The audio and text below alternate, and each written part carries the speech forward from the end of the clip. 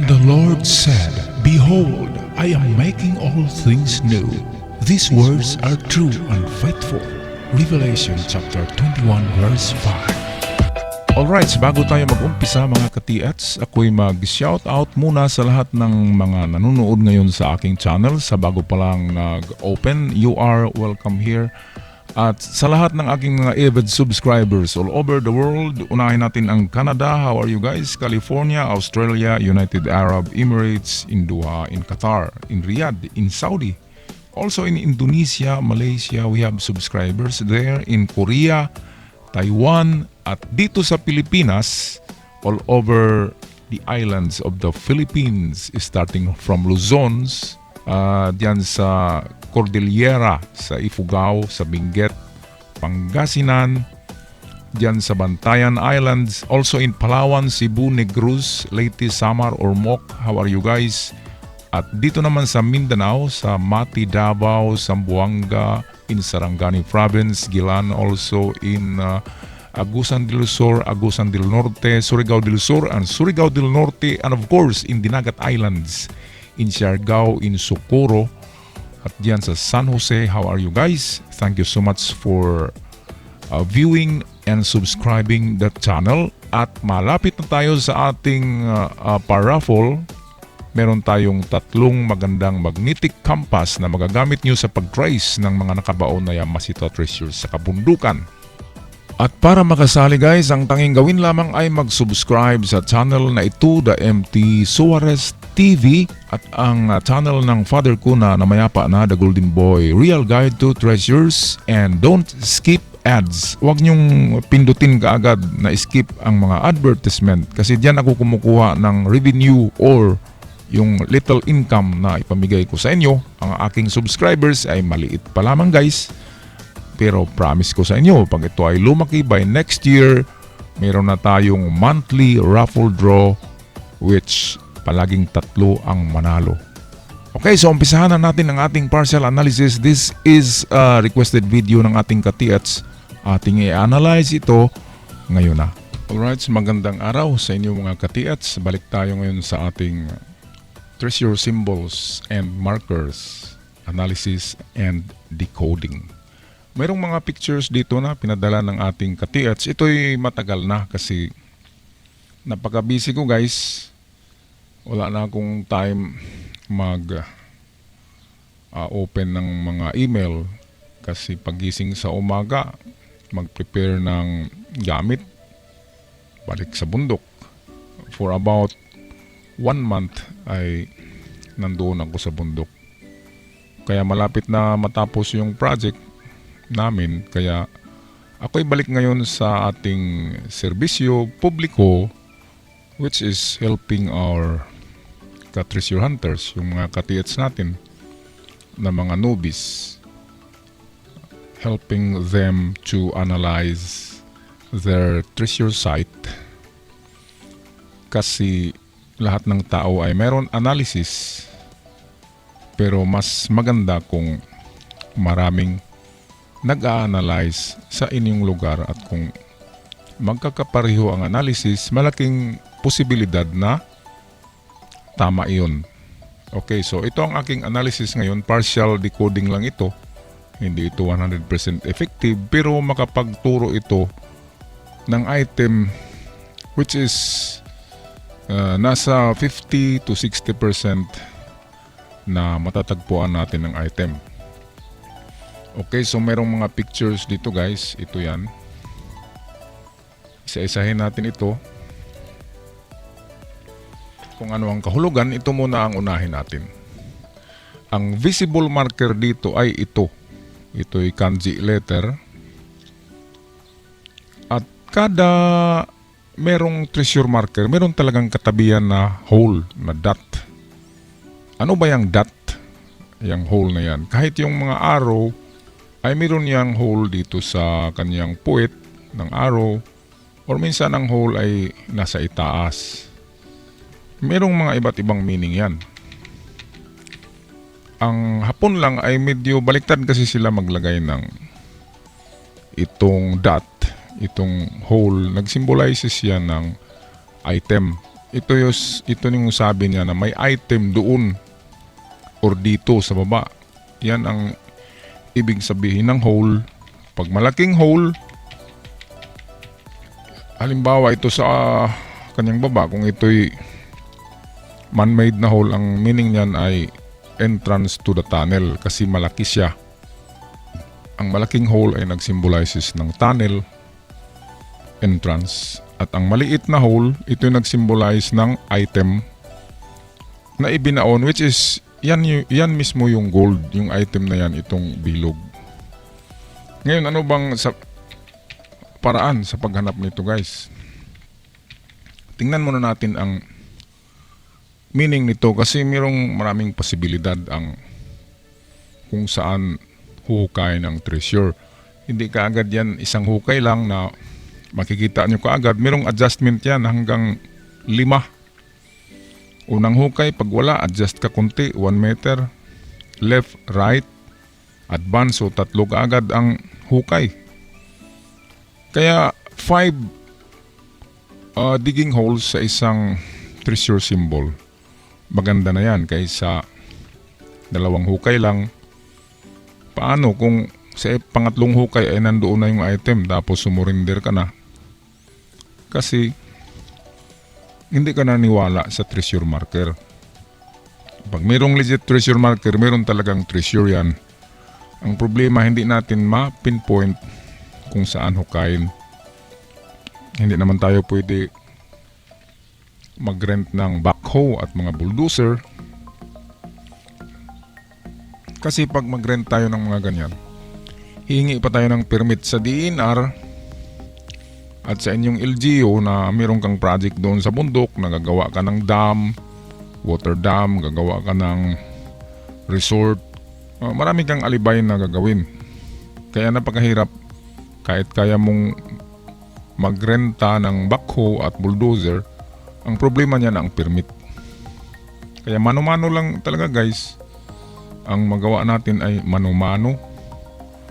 Kumuha tayo ng mga tao na maniniwala ng ganyan. Kasi pag hindi ka maniniwala, hindi talaga yan ibibigay sa iyo kasi hindi ka naniwala.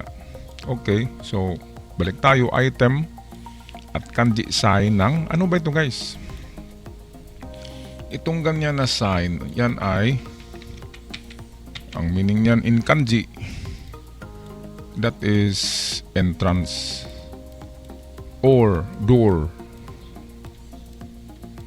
So entrance or door, entrance or door or opening, pareho lang yung tatlo.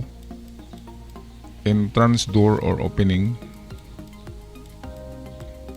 Pero saan ba hanapin yung opening? Entrance or door? Pag ganyan, meron ng item dito nakalagay. Ngayon merong, kung ito man ay kanilang marker, sabi niya ang entrance ay nasa baba ko. Ang entrance ay nasa baba. Okay, pero hindi ganyan na dyan kaagad sa baba niya. Meron niyang sukat, guys. Okay, so ito ang tingnan natin. At saka ang itong distance dito at ito, yan ang isukatin nyo sa ruler. Sabihin natin, yan ay 5 inches sa ruler nyo. So ang 5 inches, gawin yung 5 meters. Yan ang ratio. So saan ka ba pupunta sa 5 meters? Dito sa harapan niya. Baba ka muna diyan, tapos mag-travel ka dito ng 5 meters. 1, 2, 3, 4, and 5. So dito ka maghukay. Sabi ng ating katiats natin ay ang east daw ay nandito. So west sa kabila, and then south dito sa itaas. So punta ka ng norte. Punta ka doon sa north. Okay, so norte 5 meters distance. Yan ang unang decode natin ng inyong unang digging hole. Pinakauna pa lang yan. papunta ng norte or papunta sa harapan niyan nitong sign na ito, punta ka dito sa harapan ng 5 meters.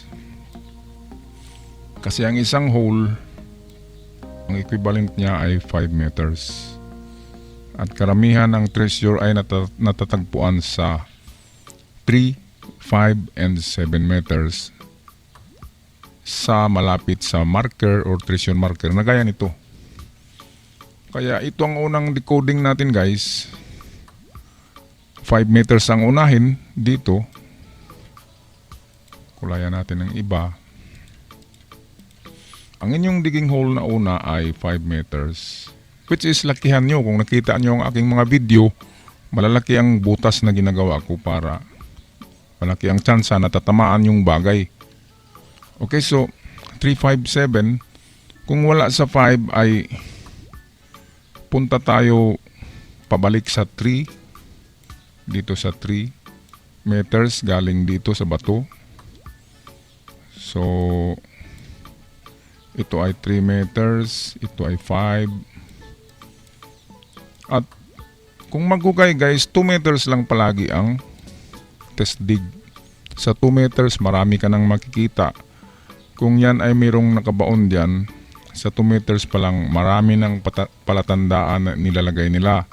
Example, yung mga bato na hugis itlog, bato na hugis square, hugis triangle, minsan mga botelya, minsan mga kapsula ng itong kanyon, yung malalaking kapsula. Minsan ay uling, minsan ay palutsina na kahoy na sinunog. Kasi pag sinunog yung palutsina na kahoy, hindi yan malalata for centuries.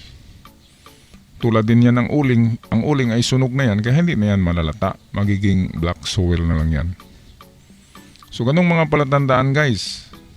Ang dahon pag marami yan, nagiging brown soil yan sa ilalim ng lupa.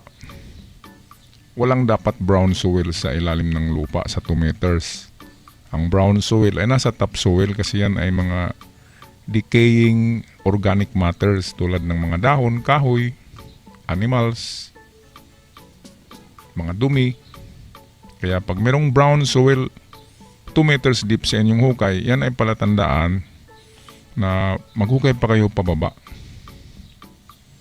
Okay, so kung wala sa 3 and 5 na hukay guys, ay mag-adjust na kayo ng pangatlo sa 7. So punta kayo sa unahan dito. Hindi na magkasya yung drawing natin.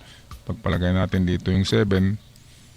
So 3, 5 and 7 meters papunta ng norte or papunta ng harapan ng sign na ito, which is entrance. At bakit naman guys alam natin na may treasure dyan? Kasi dito sa pangalawang picture, itong box sign na ito, hindi pwede kasi mag-carve ang nature ng square. Ang kaya lang i-carve ng nature ay yung paoblong na hugis, pabilog, at saka yung mga curve na mga ganyan. Pero pag perfect square or eskwalado na rectangle, ay hindi yan kayang i-carve ng nature. Hindi pwede ang nature mag-carve ng square. Wala kasing chisel ang nature. Meron siyang patak lang ng ulan na nagbubutas ng mga bilog. Ang bilog na sign sa nature, yan ay pwedeng natural. Gawa ng tulo ng ulan galing sa kahoy o sa dahon ng matagal na panahon, ay gumagawa ng butas yan sa bato. Kaya yung mga hole, dapat tingnan natin kung yan ay may tool mark. Ang mga hole ba na yan ay rough?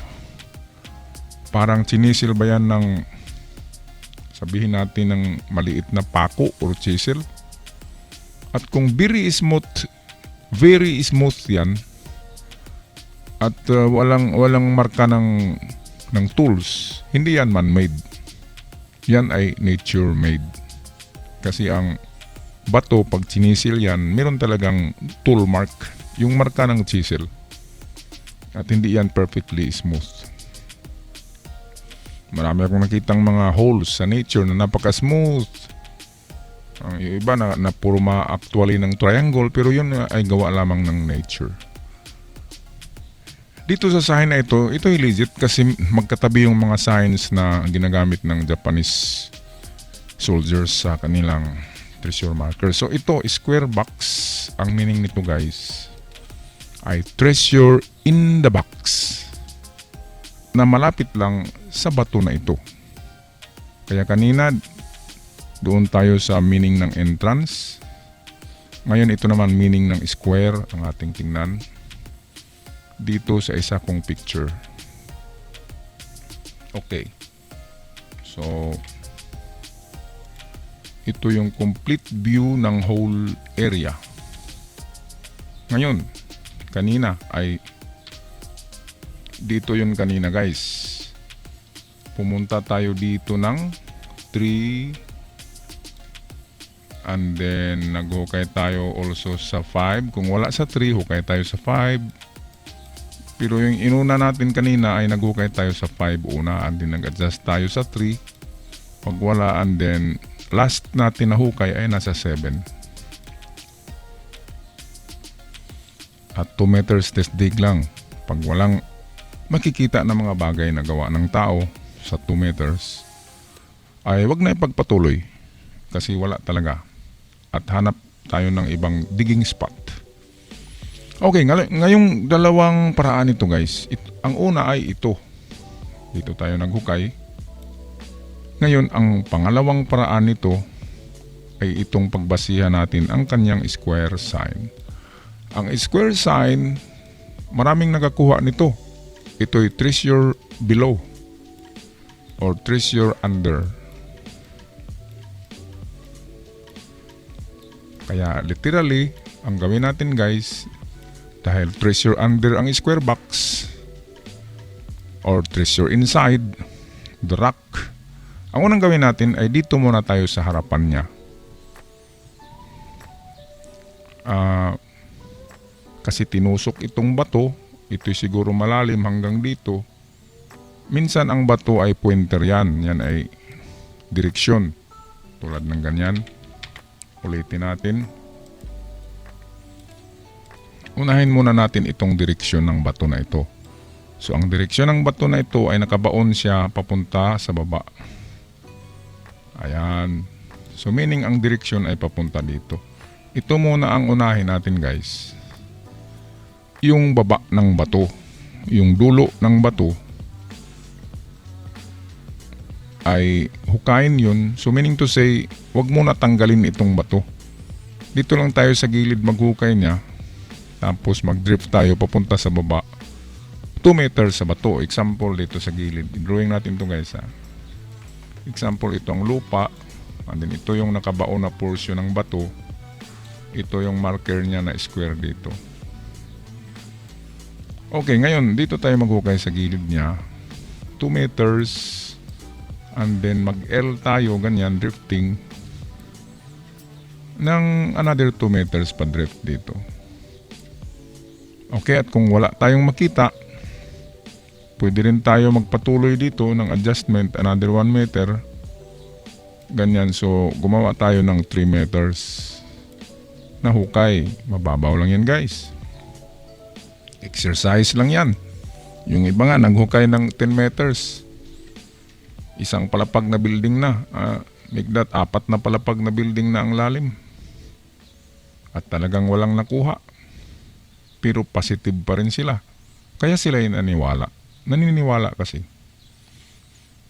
Pag ang taong naniniwala, hindi yan susurinder. At ang taong hindi mag-surrender, yan ay maging successful. Tulad ng mga boxer, pag nadapa, bangon muli. Baka makatsamba. Pag madapa, bangon muli. Hanggang sa makatsamba ka. Tulad kay Manny Pacquiao, natsambahan ni sino ba yun na boxer?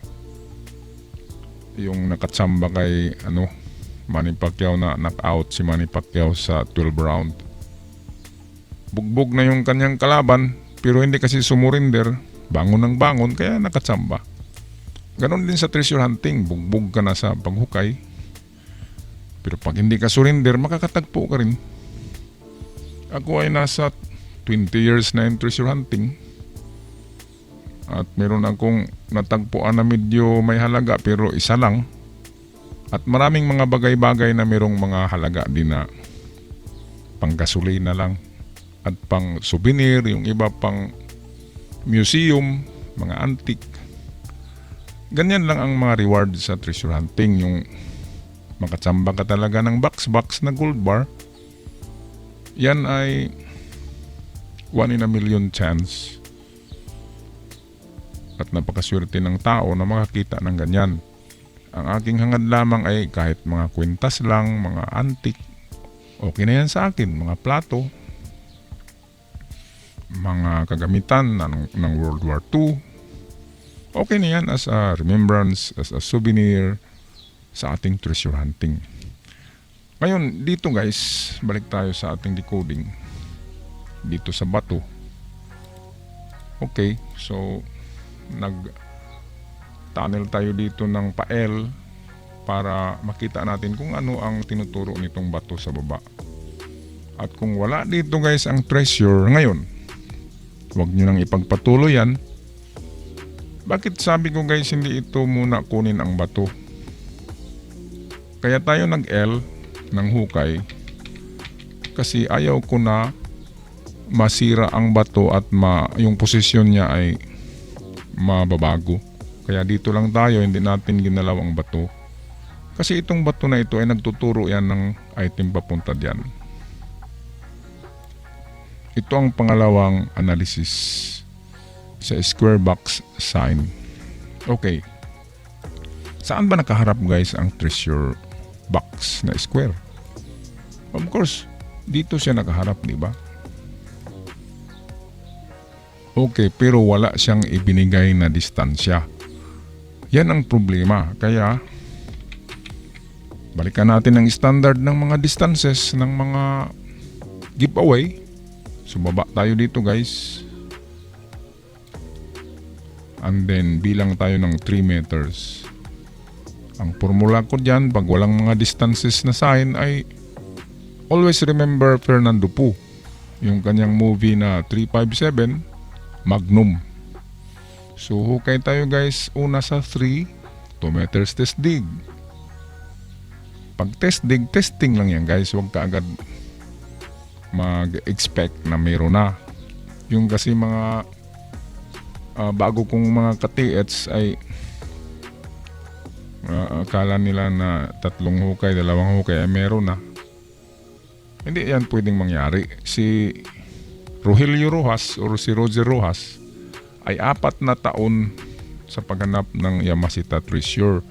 At siya ay may hawak-hawak na mapa na bigay ni Ben Belmores, na si Ben Belmores ay isang driver at yung bodyguard or alalay ni Prince Takeda, na si Prince Takeda naman yan ay opisyal noong World War II at yan ay mismo kapatid ni Hirohito Showa, emperor ng Japan. Kaya kung ano man yung hawak ni Prince Takeda na mapa, yun ay legit. At isa doon ay ibinigay kay Ben Belmores. At dahil magkaibigan si Ben Belmores at Rogelio Rojas, si Rogelio Rojas ngayon ang naghanap. At kasi hindi sumurrender si Rogelio Rojas, kaya nagtagumpay siya na makuha ang Golden Buddha. Number 1 treasure hunter still in the records sa Pilipinas, si Rogelio Rojas. Pero marami ang nakakuha ng treasure sa Pilipinas na hindi nagsalita. Dito sa lugar ko ay 3 ang dokumentado na nakakuha. Isa yung nagtatanim lang ng kamuti sa bundok, nakatsamba. Isa yung sa may hagdanan nila na may semento na matagal na doon. At isa yung naghukay ng septic tank na nakatsamba. Lahat sa 3 ay hindi treasure hunter. Siguro malinis ang kalooban, mabuting tao. Kaya ibinigay ng Diyos, sabi nga ng Diyos, I will give you treasures from darkness. stored in secret places. Sa Isaiah yun, sa Biblia. Okay, back tayo dito. Balik tayo guys. Pag wala sa 3 meters, 5. Hukay tayo test dig ng 2 meters. At pag wala sa 5, last natin na hukay ay 7. Kasi walang distances dito guys. Square lang ang binigay niya. Meaning to say, treasure under sa square. Kaya ang una natin ginawa ay papunta dito. And then ito ang pangalawang method natin guys. Ngayon para isang hukay lang ito ay gawin nating oblong ito guys. Oblong lang ang ating paghukay niyan. Parang gumawa lang tayo ng bathtub. Diretso na yan dyan. Para isang hukay lang. Okay, so maraming salamat sa inyong pagtangkilik. Huwag mag-surrender hanggang may buhay, may pag-asa, hanggang may hininga. Merong pag-asa. At sabi nga sa Biblia, seek and you will be given. Kung hahanapin mo, matatagpuan mo. Maraming salamat guys. Ako'y magpaalam na, Surigao-san. At ako'y magsasabi na stay safe, stay out from COVID, and may the fortune be with you. Don't stop chasing for your golden dreams. Ciao for now.